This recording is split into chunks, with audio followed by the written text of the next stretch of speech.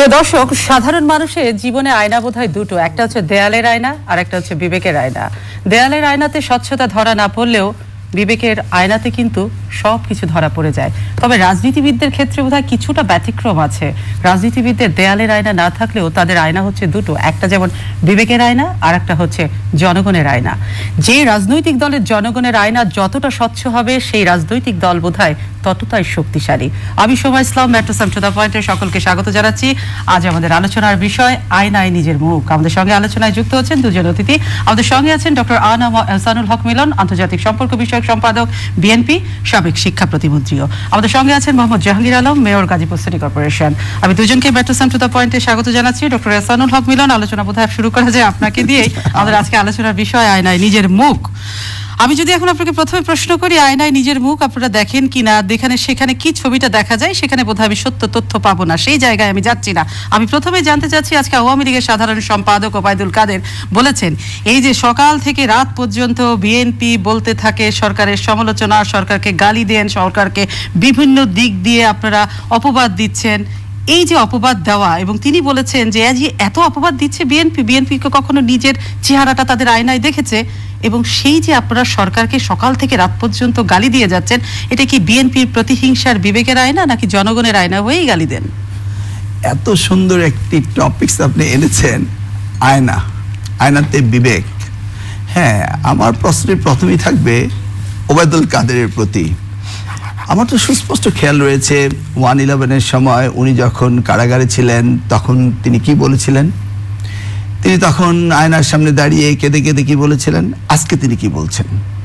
আসলে সত্যিকারের রূপ যদি নিজেকে চিনতে হয়, জানতে হয়, বিবেকের কাছে প্রশ্ন করতে হয়, তাহলে আয়নার সামনে দাঁড়িয়ে উনাকে প্রশ্ন করা উচিত। উনি তো আপনাদের প্রতি প্রশ্ন রেখেছেন। হ্যাঁ, আমিও তো একই কাজটা করছি। আমি ওনার প্রতি প্রশ্ন করি। ওনার একটা ছোট ভাই আছেন কাদের মির্জা, উনি গতকালকে একটা জিডি করেছেন। ওনার দলীয় নেতাকর্মীরা ওনাকে খুন করতে পারেন, অপমান করতে পারেন, লাঞ্ছিত করতে পারেন, এটা করেছেন। উনি নিজেই বলেছিলেন যে আমি প্রশাসন দিয়ে নির্বাচিত হইতে চাই না। উনি এই কথাগুলি বলেছেন। উনি বলেছেন ওনার প্রতিপক্ষ হচ্ছে ওই এলাকার সংসদ সদস্য। উনি সকাল বিকাল অনেক কথাই বলছেন। ও আচ্ছা, জি বলুন। তাহলে আয়নায় ওবায়দুল কাদের নিজের মুখটাই দেখতে পারেন।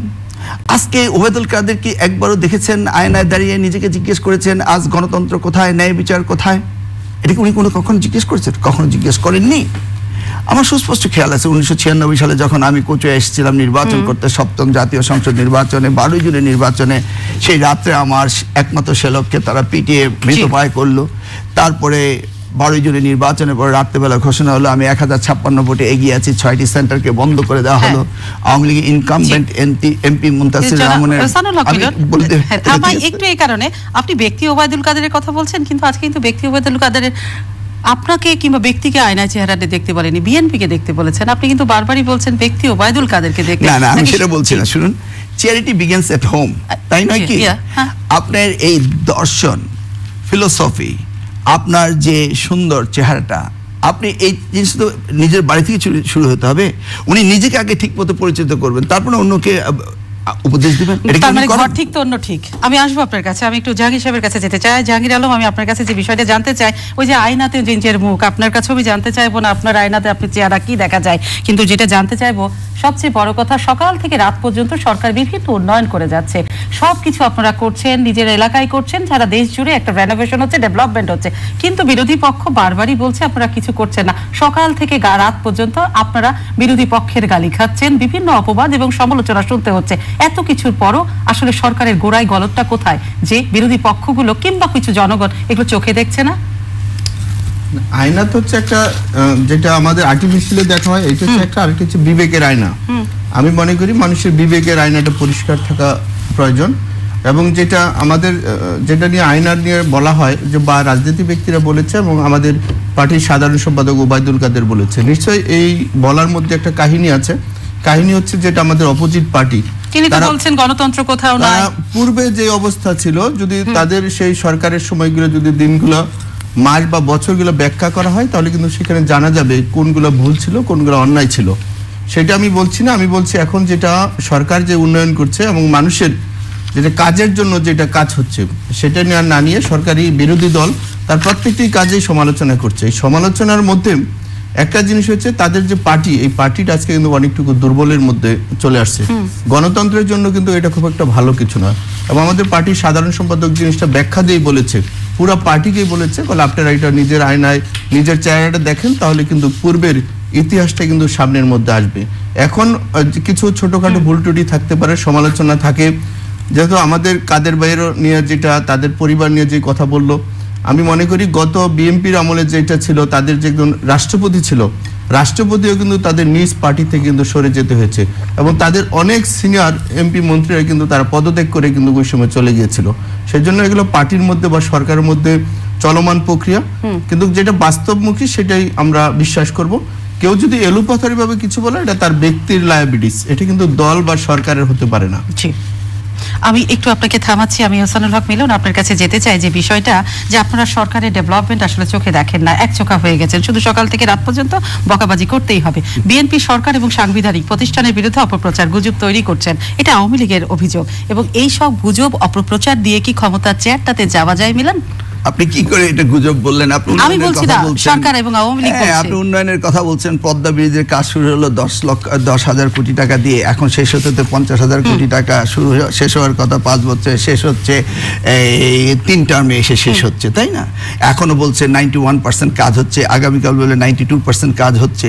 এই যে উন্নয়নের সাথে সাথে দুর্নীতি, আপনি কি অস্বীকার করতে পারেন যে এদেশে প্রতিদ্বন্দ্বিতামূলক কোনো নির্বাচন নেই, এদেশে কোনো গণতন্ত্র নেই, এদেশে কোনো ন্যায় বিচার নেই, এদেশে যে সাংবিধানিক প্রতিষ্ঠানগুলো আছে সবকে তছনছ করে দেওয়া হয়েছে? এটাকে আপনি অস্বীকার করতে পারবেন? আমি এই কথা সূত্র ধরে তাহলে আপনাকে বলি, আপনারা গুজবের কথা বলছেন, পদ্মা সেতু নিয়ে একটা গুজব আপনারা তৈরি করেছিলেন, সেই সেতু এখন দৃশ্যমান। আপনারা অপপ্রচারের কথা বলছেন, সাম্প্রতিক সময় আল জাজিরাকে নিয়ে আপনারা অনেক বেশি আনন্দিত আছেন, এটা একটা অপপ্রচার আপনাদের। আপনারা ভোট নিয়ে কথা বলছেন, সেই ভোটে আপনারা যাচ্ছেন, লুট হতে পারলে বিজয়ী না হতে বললেন, ভোট লুট হয়ে গেছে। আপনারা দুর্নীতির কথা বলছেন, কিন্তু সেই জায়গাতে দাঁড়িয়ে দুর্নীতির জায়গায় কিন্তু আপনারা তো 5 বার চ্যাম্পিয়ন হয়েছিলেন বিএনপি। আপনারা ভোটের কথা বলছেন, কিন্তু 1.5 কোটি এদেশে ভুয়া ভোটার ছিল, সেটা তো বিএনপির সময়ই ছিল, সেই জায়গার জবাবগুলো দিবেন। দিচ্ছি। এখন দুর্নীতির একটা শব্দ হয়েছে, এটা হলো মেগা দুর্নীতি। হ্যাঁ, বড় বড় প্রকল্প থাকলে সেটার উত্তর আছে যে মেগা দুর্নীতি হবে। 7.5 লক্ষ কোটি টাকা বিদেশে পাচার হচ্ছে, বেগম পাড়া হচ্ছে কানাডাতে, একটি বালিশ কিনছেন 47,000 টাকাতে, একটা থেলিস্কোপ কিনছেন 20 লক্ষ টাকা দিয়ে। দুর্নীতির মাত্রাটা কোথায়? একটি ড্রাইভারের বাড়িতে পাওয়া যায় 3 কোটি টাকা, ব্যাংক থেকে লুট করে হাজার হাজার কোটি টাকা। এই দুর্নীতির খতিয়ান দিয়ে আমার সময় নষ্ট করার কোনো প্রয়োজন নেই, জাতি জানে এই দুর্নীতির অবস্থা। কথাটি হলো যে আয়নায় কি দাঁড়িয়ে ওবায়দুল কাদের বলতে পারবে যে আগামী ইলেকশন মিডনাইট হবে, না সেহরির সময় হবে, না তাহাজ্জুদের সময় হবে? এই কথাটি আয়নার সামনে দাঁড়িয়ে এসে বলুক। গণতন্ত্রকে পদদলিত করে পিষ্ট করে মেরে ফেলা হয়েছে সেটা বলো। আজকে শহীদ রাষ্ট্রপতি জিয়া রহমানের খেতাব কেড়ে নিচ্ছেন, এইটা আয়নার সামনে দাঁড়িয়ে উনি একবার জিজ্ঞেস করুক বাংলাদেশে কে মুক্তিযোদ্ধা। এই তো আজকে আমি একটা আসার সময় একজন একটা কাগজ দিল, সেখানে লেখা আছে যে বেগম খালেদা জিয়া হচ্ছে বাংলাদেশের প্রথম মুক্তিযোদ্ধা। এই যে দেখুন কিভাবে প্রথম মুক্তিযুদ্ধ, একটু পড়ুন, পড়ে আপনি। আমি নিশ্চয়ই আজকে পড়তে গেলে সময় নষ্ট হবে। ক্লেম করা হচ্ছে বেগম খালেদা জিয়া হচ্ছে বাংলাদেশের প্রথম মুক্তিযুদ্ধ। কিভাবে? এটা আমি এভিডেন্স সহ সাবমিট করছি। আজকে সেই মুক্তিযোদ্ধার সনদ আপনারা নিয়ে যাচ্ছেন, কি আপনারা করতে চাচ্ছেন? আমরা তো এইটাই বুঝতে পারছি না। আপনারা কি চান এই দেশে মুক্তিযুদ্ধ কেউ ছিল না, এই দেশের স্বাধীনতা যুদ্ধ কেউ করেনি? আপনি কি মুক্তিযুদ্ধদের বাদ দিয়ে সেই নেহরুর ডক্ট্রিনকে আপনারা আবার আনতে চান যে বাংলাদেশ স্বাধীন করেছে ভারতেই, এদেশে কোনো মুক্তিযুদ্ধ নেই, এদেশে কেউ স্বাধীনতা ঘোষণা করে নাই, এদেশে কেউ আন্দোলন করে নেই? আপনি যে রাজনৈতিক জায়গাগুলো তুলেছেন, নিশ্চয়ই এটা তিনি রাজনৈতিক ব্যক্তিত্ব, তিনি উত্তর দেবেন। জাগি সাহেব, আমি আপনার কাছে জানতে চাই এদেশে ভোটটা আসলে কোন সময় হবে সেটাও তিনি জানতে চেয়েছেন, এবং এই যে মুক্তিযুদ্ধের খেতাব বাতিল নিয়ে যেটা শুরু হয়েছে নতুন করে বিতর্ক, সেই জায়গাতে আপনি কি জবাব দেবেন? মিলন ভাই তো অত্যন্ত শ্রদ্ধেয় মানুষ, আমি ওনাকে ব্যক্তিগতভাবে খুব পছন্দ করি, কিন্তু উনি কি জানেন ওনার যে মুক্তিযোদ্ধার কথা বলছে, আজকে আমাদের সাবেক একজন প্রধানমন্ত্রীর কথা বললো উনি মুক্তিযোদ্ধা, তাহলে গোলাম আজম কি মুক্তিযোদ্ধা ছিল? নিজামী সাহেব কি মুক্তিযোদ্ধা ছিল? আলী হাজার মুজাহিদ সাহেব কি মুক্তিযোদ্ধা ছিল? তাদের গাড়িতে কিন্তু আপনার পতাকা দিয়েছিলেন। এটা কি মুক্তিযোদ্ধার ইতিহাস বলে? এটা কি মানুষ, এই যে 30 লক্ষ লোক শহীদ হয়েছে তাদের কি চিহ্ন হিসাবে আপনারা তাদেরকে মন্ত্রী পরিষদে দিয়েছিলেন? 17 জন পার্লামেন্ট মেম্বার বানিয়েছিলেন জামাত ইসলাম থেকে, সেটা কি আপনাদের মুক্তিযোদ্ধার মধ্যে কি পড়েছিল? আপনারা আজকে ভোটের কথা বলছেন, 15 ফেব্রুয়ারি কেন নির্বাচন করেছিলেন? সেই ভোটবিহীন জনগণবিহীন যে ভোটটা করেছিলেন সেইগুলোই কিন্তু একসময় নিজেদের ঘাড়ে কিন্তু আজকে অনেকটুকুই পড়েছে। সেই হিসাবে মনে করি জনগণ এবং পার্টি যদি শক্তিশালী থাকে, ভোট অবশ্যই হতে হবে, ভোটটা বাস্তবমুখী, এবং ভোট রাত্রে চিল দেওয়ার মতন কোনো পদ্ধতি থাকবে না। কারণ হচ্ছে যদি বিরোধী দল, সরকারি দল, জনগণের সিল দেওয়ার পদ্ধতি আছে এখনো আমরা দেখছি না, কিন্তু আমাদের অপোজিট পার্টি তারা কিন্তু প্রতিদিনই বলে যাচ্ছে যদি জনগণ প্রাচীর তৈরি করতে পারে তাহলে আমার মনে হয় না রাতে হোক বা অন্য কোনো সময় হোক কে জাল ভোট বা বাক্স ভরতে পারে। তারা যেটি বলে যে সব পৌরসভায় ভোট হচ্ছে আওয়ামী লীগ প্রার্থী 10,000 ভোট পায়, তাদের প্রার্থী 2,000 ভোট পায়। আমি মনে করি তাদের এত বড় একটি পার্টি, তাহলে তারা কেন সেখানে অবস্থান নিচ্ছেন না? শুধু ওনারা টিভিতে এবং সাংবাদিকদের দেখানোর জন্য নির্বাচন করছে। একটা গণতান্ত্রিক প্রক্রিয়া, একটা পার্টি, আমরা বিশ্বাস করি যদি দুই পার্টি বা অন্য অপোজিট পার্টিও যদি শক্তিশালী থাকে তাহলে সরকারের ভিতরে যেসব লোকগুলো অন্যায় করবে, বিশেষ করে প্রশাসনিক লোকেরা যারা লুটপাট করবে, সেই কাজটা কিন্তু করতে পারবে না। আজকে যে লুটপাটটা যদি ওনারা যেটা বলছে, আমি মনে করি প্রশাসনের মধ্যে যেটা করছে এটা বিএনপির দুর্বলতায় তারা সেই কাজটি করার সুযোগ করে দিচ্ছে। আমি আবারও অনুরোধ করব আমাদের ভাই, ওনারা যদি একটু পরিকল্পিতভাবে দল করে তাহলে রাজনীতি ব্যক্তিরা দেশে মূল্যায়িত হবে, না হলে কর্মকর্তারা কিন্তু দেশ চালাবে। এটা ভবিষ্যতের জন্য সবার জন্য খুব ক্ষতিকারক। আমি থামাচ্ছি আপনাকে কিন্তু আমি আপনার কাছে আপনারা ওনার বক্তব্য দিবেন, কিন্তু ওনার বক্তব্য থেকে আমি যে দুটো বিষয় পেয়েছি, আপনাদের যে টপিকটা আয়নায় নিজেকে দেখা, আমার প্রিয় ছোট ভাইটি কিন্তু আয়নায় নিজেকে দেখছে না, এইজন্য একটু মানে আপনাদেরকেই দেখতে পাচ্ছেন, আপনাদের দুর্বলতায় আয়নাতে খুঁজে পাচ্ছেন সরকারি দল, এবং সেই পুরনো গল্প যে আপনারা রাজাকারের গাড়িতে পতাকা তুলে দিয়েছেন। আমি বলছি নুর ইসলাম সাহেবকে কিন্তু প্রথম ধর্মমন্ত্রী বানিয়েছিলেন আমাদের আওয়ামী লীগের সভাপতিমণ্ডলী নেত্রী, আজকের মাননীয় প্রধানমন্ত্রী। তিনি 1996 সালে প্রথম নুর ইসলাম জামালপুরে রাজাকারকে মন্ত্রী বানিয়েছিলেন। আর লোকে বলে বিআই হতে শুরু করে কত পরিবারের কথা, আমি সেদিকে যাচ্ছি না, কিন্তু আয়নার সামনে দাঁড়িয়ে আমাদের কথা বলতে হবে। এই যে ভোটবিহীন নির্বাচন বলা হচ্ছে যে আমাদের লোকজন যাচ্ছে না, আচ্ছা যদি নৌকার একজন মনোনীত প্রার্থী লেটসে মেয়র ইলেকশন করছে, সেই জায়গায় প্রশাসন নৌকার এবং সরকার নৌকার, মাননীয় প্রধানমন্ত্রী তিনি সবার নেত্রী, তিনি যাকে রিকমেন্ডেশন করে দিচ্ছেন এই মার্কাটার বিরুদ্ধে ভোট দেওয়া যাওয়া, কেউ কি যেতে পারে? সেই সাহস কারো আছে? তারপরে দেখেন সুনিশ্চিতভাবে আমরা জানি যে এই ইলেকশনের রেজাল্ট কি হবে, সেখানে কেন মানুষ ভোট দিতে যাবে? আজকে ভোট বিমুখ রাজনীতি হয়ে আসছে, কারণ জানি আমরা রেজাল্ট আগেই জানি। যখন আমরা অত পাশে জানি যে আমরা ভোটে যান কেন? ভোটে আমরা কি কোনো আন্ডারগ্রাউন্ড পার্টি? আমরা জনগণকে আঙ্গুল দিয়ে দেখাচ্ছি, আমরা জনগণকে আঙ্গুল দিয়ে দেখাচ্ছি। 5 জানুয়ারি নির্বাচনে যখন আপনারা একটা নির্বাচনে আপনারা সরে আসলেন, দাঁড়ালেন না, তাহলে কি তখন আপনারা আন্ডারগ্রাউন্ড পার্টি ছিলেন?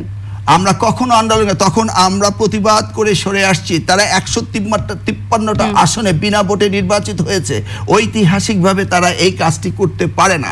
মনে আছে আপনার আরেকজন পার্শ্ববর্তী আমাদের প্রতিবেশী থেকে একজন এসে ইনসিস্ট করেছিল এরশাদ সাহেবকে নির্বাচন, সেই ইতিহাস আয়নার সামনে দাঁড়িয়ে ইতিহাস ইতিহাসের জায়গায় যাব। আমি ইতিহাসের পুনরাবৃত্তি করব না, আমি ইতিহাসের পুরনো দিস্তাও খুলব না। ডক্টর এহসানুল হক মিলন, আপনি ভোটের কথা বলেন, পৌরসভা নির্বাচন চলমান, কিন্তু আমি সেখানে অনেক দূরের ইতিহাসে যাব না এবং অনেকগুলো আমি আপনাকে দেখাবো না। আমি কদিন আগে ত্রিশাল পৌরসভায় গিয়েছিলাম ভোট কাভার করতে, যেটা 14 তারিখে ভোট হলো। সেখানে আপনাদের বিএনপি প্রার্থী ছিল, বলল ভীষণ ভালো পরিবেশ, কোনো ধরনের ধরপাকড় হয়নি। সেখানে আওয়ামী লীগের বিদ্রোহী প্রার্থী ছিল স্বতন্ত্র এবং আওয়ামী লীগের প্রার্থী ছিল। আপনি জানেন যে আওয়ামী লীগের যিনি বিদ্রোহী অর্থাৎ স্বতন্ত্র প্রার্থী তিনি পাশ করেছেন, নৌকার প্রার্থী হেরেছেন। আপনাদের প্রার্থী কত ভোট পেয়েছে ফেয়ার ইলেকশনে? 700 ভোট পেয়েছে। কেন? এই তো হলো মূল কথা। এই কথাটাই দলটা কোথায়? সেখানে তো কেউ বাধা দেয়নি। লোকাল ইলেকশনে আপনি কেন মার্কা দিলেন? লোকাল ইলেকশনে মার্কার কথা বলছি না, জনপ্রিয়তার কথা বলছি। কোথায় বিএনপি জনপ্রিয়তা? কেন দুটো দল থাকার পরও বিএনপি সেই জায়গায় নিজেদের জায়গা করে নিতে পারে না, 700 ভোট পায়? টেলিভিশন ক্যামেরার সামনে আওয়ামী লীগের সামনে আমার প্রতিনিধি বলবে যে ভোট ঠিক হয়নি, ওর গায়ের চামড়া থাকবে নাকি? আমি গোপনেও জিজ্ঞেস করেছিলাম। আপনি দেখেন, আপনার সামনে বলবে। গোপনে জিজ্ঞেস করেছিলাম অফ ক্যামেরা।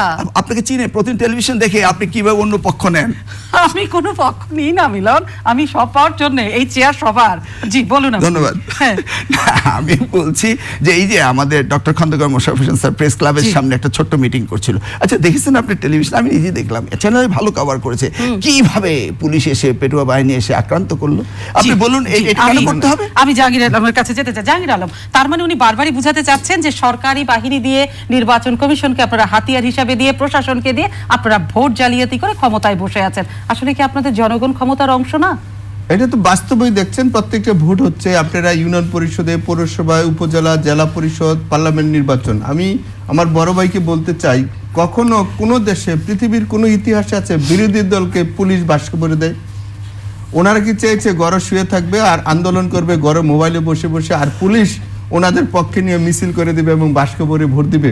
ভোটটা একটা রাজনৈতিক এবং পার্টির এবং আঞ্চলিক সরকারি দলকেই দেবে না, সরকারি দল বিরোধী দল কাউকে দিবে না। পুলিশের কাজ হচ্ছে নিরাপত্তা দেওয়া দুই পক্ষে, এবং যারা নাগরিক হিসেবে ভোট দেবে ভোটটা যেন সঠিকভাবে পড়ে, কেউ যেন লুটপাট না করতে পারে, সেটা হচ্ছে পুলিশের কাজ হচ্ছে। পুলিশ কোনো পক্ষে যাওয়ার এখানে তার কোনো পক্ষপাতিত্ব করার কোনো এখতিয়ার নাই। সেই হিসাবে মনে করি যারা দল করে, একটা সেন্টারে পুলিশ থাকে 10 জন, কিন্তু দুই পক্ষের এখানে ভোটার থাকে 5000, তাহলে এই 5000-এর শক্তি বেশি না 10 জন কনস্টেবল পুলিশ? আপনার এলাকায় কত পার্সেন্ট? আমাদের এখানে 65% ভোট হয়েছিল।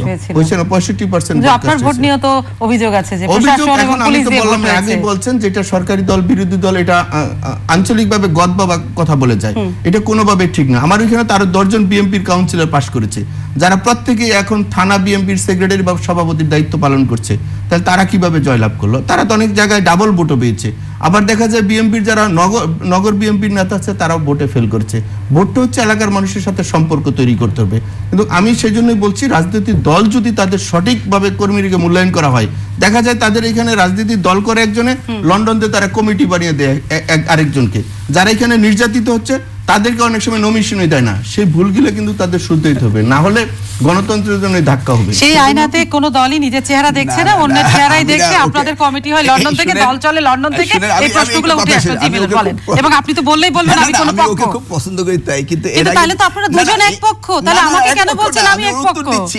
এর আগের ইলেকশনে কিন্তু ওকে কেনা কারা গাড়িতে করে উঠিয়ে নিয়ে গিয়েছিল, নির্বাচন করতে দেয়নি, সেই ঘটনাও কিন্তু কিন্তু অদ্ভুত। আমাকে কিন্তু আপনারা দায় দিলেন যে আমি এক পক্ষ, আপনারা দুজনই এক পক্ষ, আমি কোন পক্ষ। এর আগে নির্বাচনে জাহাঙ্গীরকে কিন্তু উঠিয়ে নিয়ে যাওয়া হয়েছিল, নির্বাচন করতে দেয়নি। ভোটটা যেন সুষ্ঠু হয়, সবাই যেন দিতে পারে। তাহলে এই যে জাহাঙ্গীর আজকে রেডি হয়েছে নির্বাচন করতে, আমি বলছি না সব সিটি বিএনপির হবে, কিন্তু এই জাহাঙ্গীর মাননীয় মেয়রকেও কিন্তু এর আগে নির্বাচন করতে দেওয়া হয়নি, তাকে বাধা দেওয়া হয়েছিল, উঠিয়ে নেওয়া হয়েছিল। এই যে নির্বাচনটা কি জানেন? আমি বলি নির্বাচনটা কি জানেন? ইলেকশন কমিশনে উঠিয়ে নিয়ে যাওয়া হয়েছিল। না না, আমি পার্টির সিদ্ধান্ত, আমার পার্টির নিয়ম হচ্ছে আমাদের সিনিয়র এক বড় ভাই উনি দাঁড়িয়েছে, পার্টি সিদ্ধান্ত দিয়েছে, তাদের সাথে আলোচনা করতে হবে। আমরা দুইজন প্রার্থী তো এক পার্টির হতে পারে না, সেজন্য আমরা আলোচনা করেছি। আলোচনা করে যেহেতু সে বড় ভাই, তাকে আমার পার্টি সিদ্ধান্ত দিচ্ছে, অবশ্যই তার কথা আমার মানতে হবে। এটা একটা সিনিয়রিটি, এই মানাটা আমাদের ঠিক আছে। কিন্তু এই যে মার্কার কারণে ওকে মানতেই হলো। আমরা চাচ্ছিলাম আয়নাতে আমরা নিজেদের চেহারা দেখবো, কিন্তু আমরা আয়নাতে তো অন্য চেহারা দেখছি। না না, আপনার ইলেকশন কমিশন একটা নাটক মঞ্চস্থ করে, সেই নাটকটাকে সারা দেশে মঞ্চস্থ করা হয়, এবং সেখানে তারা কে কে অ্যাক্টর হবে, কে কে নায়ক হবে, নায়িকা হবে, এটা সিলেক্ট করে দেয়, এবং সেটা নিয়ে আপনারা ভিলেন হন। হ্যাঁ, আমরা ভিলেন না, আমরা তো যেতেই পারি না। না না, আজিজ মার্কা নির্বাচন কিন্তু করতে চাইছিল নির্বাচন কমিশনার, কিন্তু সেটা নির্বাচন হয়ে গেল। আগামীকাল আপনাদের সমাবেশ হচ্ছে বরিশালে, নির্বাচন এন্ড রাষ্ট্র নিয়ন্ত্রিত নির্বাচন এখন হচ্ছে। চট্টগ্রাম সাম্প্রতিক সময় চট্টগ্রাম সিটি কর্পোরেশন নির্বাচন শেষ হলো, সেখানে কিন্তু আমরা অভিযোগ দেখেছি আপনাদের দলের যিনি প্রার্থী ছিলেন ডক্টর শাহাদত, তার সাথে আপনাদের কেন্দ্রীয় নেতা কেউ ছিল না। আমরা এটাও দেখেছি 2009 সালে নির্বাচন কমিশন থেকে আপনি বলেন 2009 সালে জেসমিনারা তুলি গিয়ে সেখানে আওয়ামী লীগের ক্যান্ডিডেটকে পাস হয়েছিল এবং নির্বাচন সঠিকভাবে হয়েছিল একটি মাত্র মহিলা জেসমিনারা তুলি, যে নির্বাচন কমিশন থেকে সঠিক নির্বাচন করেছিল। আসলে সর্ষেতে ভূত থাকলে ভূত তাড়াবে কে? আপনি সাংবিধানিক প্রতিষ্ঠান নির্বাচন কমিশনকে পুনর্গঠন করুন। এই ধরনের নির্বাচন কমিশনের বিরুদ্ধে যাতে 42 জন বিশিষ্ট ব্যক্তিবর্গ তার বিরুদ্ধে চিঠি দিয়েছে, মহামান্য রাষ্ট্রপতির কাছে যেতে চেয়েছে, এবং সে একদিনে 14টা মিটিং এর জন্য কোটি কোটি টাকা নিয়েছে। এই ধরনের লোক যে আয়নার সামনে দাঁড়িয়ে নিজেকে নিজে চেনে না, সেই ধরনের লোক দিয়ে যে আপনি নির্বাচন কমিশনকে চালানো হন, তাহলে এই দেশের নির্বাচনে 2023 সালে যদি এই সরকারই থাকে, এই সরকার আন্ডারে সরকারের যতগুলো আয়না আছে সবগুলো অস্বচ্ছ। আমার কথা হইলো জিনিসটা, সরকার নির্বাচন কিভাবে নিয়ন্ত্রণ করবে? তাহলে দেশের জনগণ কি করে? সরকারের কর্মকর্তা কতজন, দেশের জনগণ ভোটার কতজন? 10 কোটি ভোটার। তাহলে ভোটারের কাজটা কি? বাস্তবমুখী হতে হলে একটা জিনিস আপনার সত্যকে মেনে নিতে হবে। সেই হিসাবে যদি জনগণ যদি দাঁড়িয়ে যায়, তাহলে এখানে প্রশাসনের কোনো ব্যক্তিরা চুরি করতে পারবে না। যেটা জাহাঙ্গীর আলম বলতে চাচ্ছেন, আমার মনে হয় কথা এটা, জি আমার জাহাঙ্গীর আলম যেটা বলতে চাচ্ছেন যে ভোট আসলে আপনারা বারবার পুলিশ এবং প্রশাসনের কাঁধের উপর দিয়ে বৈতরণী কিংবা দোষারোপ দিতে চান, তাহলে কিন্তু একটা দলের জনগণ কোথায়? জনগণের উপর দিয়েই তো আপনারা সবকিছু পার করবেন। জনগণ কোথায় জানেন? আজকে ওয়ারেন্ট ইস্যু হয়েছে মাননীয় প্রধানমন্ত্রীর বিরুদ্ধে এবং গয়েশ্বরদার বিরুদ্ধে। ইনি বলেছিলেন মুক্তিযুদ্ধের সঠিক শহীদের হিসাব নেই, মুক্তিযুদ্ধের সঠিক মুক্তিযোদ্ধার হিসাব নেই। এই যে কয়েকদিন আগে এলজিডির এক্স চিফ ইঞ্জিনিয়ার যিনি ছিলেন, তিনি 2 বছর বেশি কাজ করে গেলেন, সরকারের ফান্ড তসরুপ করলেন, তার নাকি মুক্তিযোদ্ধার সার্টিফিকেট অবৈধ। এই যে মুক্তিযুদ্ধের তালিকা সঠিক নয়, শহীদের তালিকা সঠিক নয়, এই বিষয়ে বক্তব্য দেওয়ার কারণে বেগম খালেদা জিয়ার বিরুদ্ধে আজকে ওয়ারেন্ট হয়েছে, গয়েশ্বর তার বিরুদ্ধে ওয়ারেন্ট ইস্যু করা হয়েছে।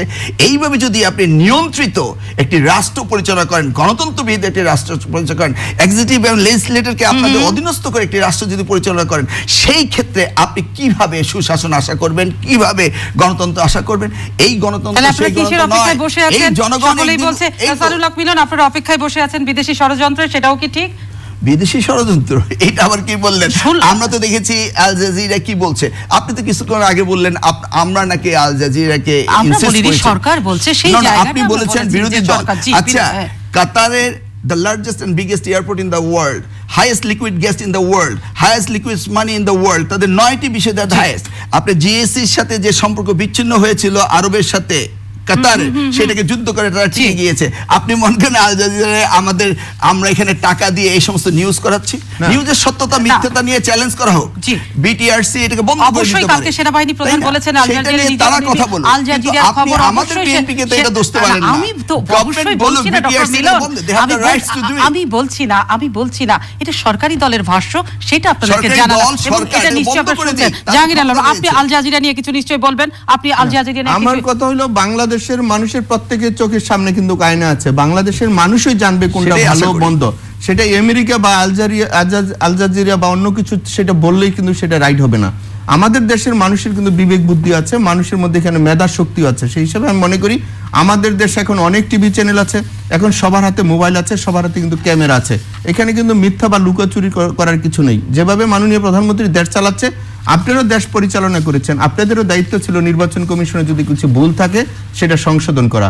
লিডারশিপের অভাব আছে, অনেকগুলো প্রশ্ন তুলেছেন জাহাঙ্গীর আলম। না ও অনেক প্রশ্ন তুলেছে, কোনটার উত্তর দিবেন না নাকি সবগুলো উত্তর? ইতিহাসবিহীন জাতি সৃষ্টি করা হচ্ছে, মুক্তিযুদ্ধবিহীন জাতি সৃষ্টি করা হচ্ছে, বেগম জিয়ার বাড়ি কেড়ে নিয়ে নেওয়া হয়েছে, বেগম জিয়াকে জেলে পাঠানো হয়েছে, তার ছেলে তারেক রহমানকে বিদেশ পাঠানো হয়েছে।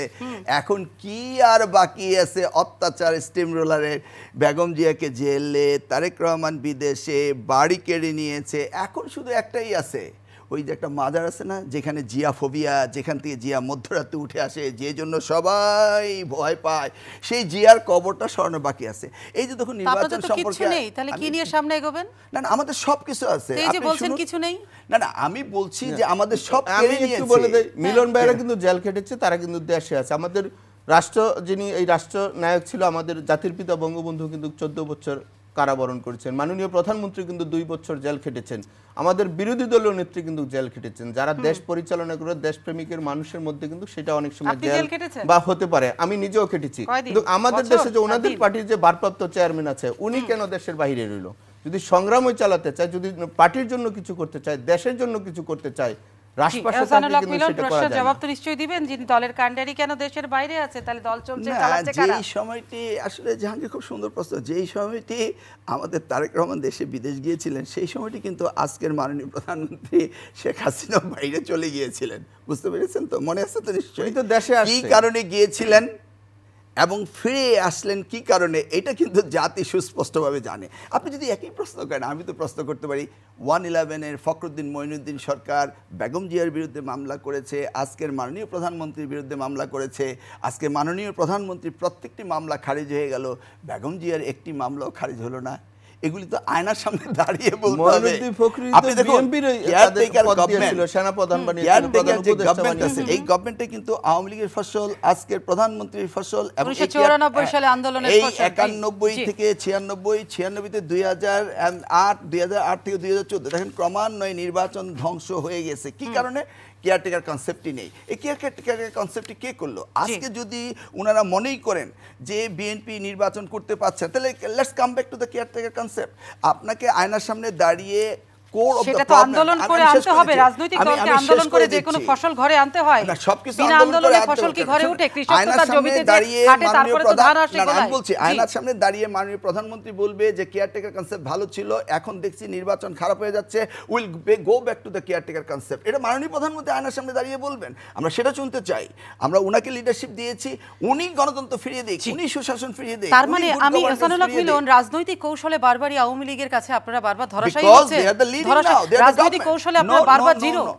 আপনি তাহলে পুলিশ না পাঠিয়ে, এই চ্যালেঞ্জটা তো আমরা করেছি, পুলিশ না পুলিশ পাঠিয়ে কতজন আর জনগণ তো তার চেয়ে বেশি অধিক, কোথায় আপনাদের জনগণ? কতজন আর জনগণ অধিক? আপনার মনে আছে? বারবার আমি সেই প্রশ্নই রাখি আপনাদের কাছে যে এই যে জনগণ নামবে, এই যে কিছুক্ষণ আগে আমার ভাই বলল যে মিডিয়া আজকে অনেক রয়েছে, আমরা তো মিডিয়াতে দেখেছি কিভাবে 28শে অক্টোবর 2006 সালে লগি বইটা দিয়ে মানুষকে পিটিয়ে হত্যা করা হয়েছে সাপের মতো। মা টেলিভিশন দেখছে পুত্রের লাশ, স্ত্রী দেখছে স্বামীর লাশ, আমরা কি এগুলি দেখিনি? সেই জায়গায় লাশ তো সবাই দেখেছে। 21শে আগস্টের লাশ দেখা হয় নাই? একজন সাবেক প্রধানমন্ত্রী, একজন রাষ্ট্র যিনি জাতির পিতার কন্যাকে উপর যখন গ্যানেট মারা হইলো, তখন আপনারা তো সেই পার্লামেন্টে ছিলেন, সেই মন্ত্রী পরিষদে ছিলেন। আপনারা গণতন্ত্রের কথা বলেন, ভোটের কথা বলেন, আপনারা দেখেন তো মাননীয় প্রধানমন্ত্রী যখন 2014 সালে বলেছিল আসুন দুই দল আমরা বসে একসাথে আলোচনা করি, আমরা একটা মধ্যবর্তী সরকার দিয়ে আমরা একটা নির্বাচন পরিচালনা করি, আপনারা কর্মচারীকে বিশ্বাস করেন? যারা আপনারা রাজনীতি করছেন আপনাদের নিজেরা কেন নিজেদেরকে বিশ্বাস করেন? ধরে নিলাম আমরা উৎসাহিত হয়নি, তাই বলে মাননীয় প্রধানমন্ত্রীকে এক পেশে গণতন্ত্র করে এনার্কি রাজতন্ত্রকে উনি সৃষ্টি করবেন? উনি নিশ্চয়ই গণতন্ত্রের পূজারী। উনার বাবা, প্রয়াত বাবা বঙ্গবন্ধু শেখ মুজিবুর রহমান গণতন্ত্রের জন্য আত্মহতি দিয়েছিলেন, নিজের জীবনকে বিলীন করে দিয়েছিলেন। সেই প্রিয় গণতন্ত্র আজকে স্বাধীনতার সুবর্ণ জয়ন্তীতে আমরা দেখছি না বঙ্গবন্ধু শেখ মুজিবুর রহমানের জন্ম শতবার্ষিকী আমরা সেই গণতন্ত্র, যেই স্বাধীনতা মুক্তিযুদ্ধের চেতনা, সেটা থেকে যদি আমরা ফিরিয়ে না আসতে পারি, সেই জন্য কি আপনাদের দায়িত্ব নেই? একথা তো আমরা বলতে পারবো না যে আজকের আওয়ামী লীগ যে লিড রয়েছে সে এটা করবে না। কেন সে পুলিশ দিয়ে এইভাবে মানুষকে? একটা তো আপনি নিশ্চয়ই জানেন, life is not a bed of roses. বিরোধী দলকে ক্ষমতায় কি এনে দিবে সরকারি দল? না, আমি সেই অর্থে বলছি না। আমি বলছি যে বিএনপিকে যদি নিঃশেষ করে দেয়, গণতন্ত্র শেষ হয়ে গেলে আওয়ামী লীগ কোনো সুবিধাজনক অবস্থানে থাকবে না। সেটা যদিও জাহাঙ্গীর সাহেব বলছে যে গণতন্ত্রকে একটা শক্ত জায়গায় আসতে হবে, সেই জায়গায় উনি স্বীকার করেছেন। আজ থেকে 50 বছর পরে কি ইতিহাস লেখা হবে? এই যে আজকে স্বাধীনতার সুবর্ণ জয়ন্তী, কি ইতিহাস লেখা হবে? আজকে যেই বছরটি আমরা উদযাপন করতেছি, এই বছরটিতে ন্যায় বিচার নেই, গণতন্ত্র নেই, সুশাসন নেই। এইটা কি আমাদের স্বাধীনতার সুবর্ণ জয়ন্তীর ইতিহাস রচনা আমরা এইভাবে করব? ভবিষ্যৎ প্রজন্মের কাছে আমরা কি রেখে যাব আপনি বলুন? এই তর্কের সমাধান করতে পারে কারা? আজকে যারা ক্ষমতা রয়েছে। সমস্যা থাকে, এটা কিন্তু রাজনীতি ব্যক্তিরাই বসে কিন্তু সমাধান করতে হবে, সেটা সমালোচনা করে কিন্তু সমাধান করা কঠিন। আপনি কি চান না দেশের মানুষ ভালো থাকুক? আপনি যেটা বলেন পুলিশ দিয়ে নির্যাতিত করা হচ্ছে, সেটা যদি বাস্তবায়িত হয় তাহলে আপনারা কেন রাজনীতি ব্যক্তিরা বসে একটা নতুন এখানে ফর্মুলা তৈরি করেন না? সেটাই ওই ভবিষ্যৎ প্রজন্মের নেতারা যেটা বলছে, তারও কিন্তু একই আহ্বান, আপনারা রাজনীতিবিদ্যা শেষ করছেন না কেন? এই ডাকটি কার কাছ থেকে আসতে হবে? ওয়ারেন্ট দিয়ে এই ডাক দেওয়া হবে যে নড়াইল থেকে আজকে ওয়ারেন্ট ইস্যু করা হচ্ছে বেগম খালেদার বিরুদ্ধে যে মুক্তিযুদ্ধের সঠিক হিসাব হয়েছে কি হয় না। বরংস উনার একটা রিসার্চ টিম করে বলে দিতে পারতো এতজন শহীদ হয়েছে, এতজন মুক্তিযোদ্ধা আছে, এটা বলে দিলেই তো পারতো।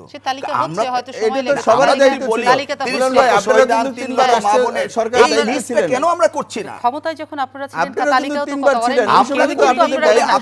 আইনাতে কিন্তু আপনারা সমান অপরাধী দুদল। যদি বলি জনগণের যে আইনা, আপনাদের রাজনৈতিক দলের আইনা, স্বীকার করছেন আওয়ামী লীগ দোষ করছে। আমি কাউকে স্বীকার আমি কাউকে বলছি না, আমি কাউকে দোষী স্বীকার করছি না। আপনারা রাজাকার কিংবা মুক্তিযোদ্ধার তালিকা করেননি, আওয়ামী লীগ এখন পর্যন্ত সেটা সম্পূর্ণ করতে পারেনি। রাজাকারকে প্রথম কিন্তু প্রতিষ্ঠিত করেছিলেন নূর ইসলাম সাহেবকে ধর্ম প্রতিমন্ত্রী করে। আপনারা মন্ত্রী বানিয়েছেন, আপনারা রাজাকারের তালিকাকে এবং আপনারা রাজাকারের গাড়িতে পতাকা দিয়েছেন। বিনা ভোটে ইলেকশন করে, মিডনাইট ইলেকশন করে আমাদের 15ই ফেব্রুয়ারি কথা বলতে পারেন না। আমরা পূর্বের সংবিধান। ফয়সালুল্লাহ মিলন, আমাকে অনুষ্ঠান শেষ করতে হবে। শেষ করার আগে শুধু এটুকুই বলবো, আপনি যে পক্ষই বলেন না কেন, ইতিহাসের পাতা উল্টালে কিন্তু বারবার যে পৃষ্ঠাটা খুব দ্রুত ঘনিয়ে আসে, সেটি হচ্ছে কি ভোট কেন্দ্র 500টা পুড়িয়েছিল কিন্তু বিএনপি কিন্তু ভোট কেন্দ্রগুলো পুড়িয়ে দিয়েছিল। আপনারা ভোটের কথা বলছেন, সেটা খবরের কাগজ গণমাধ্যম দেখিয়েছিল, আওয়ামী লীগ, আমরাও সেটা জানি।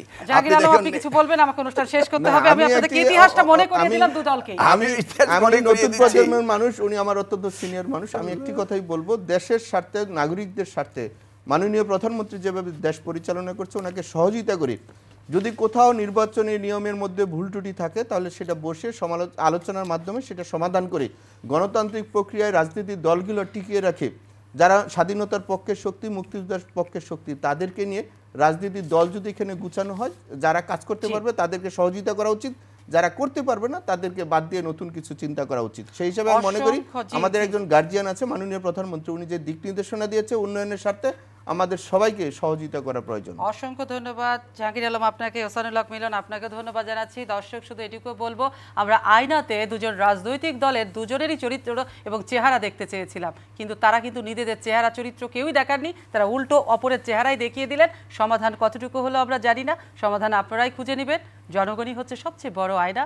আপনারা ক্যামেরার ওপাশে যারা আছেন তারাই বিচার করবেন কার আয়না কতটা স্বচ্ছ। আমি সোমা ইসলাম আজকের মতো বিদায় নিলাম।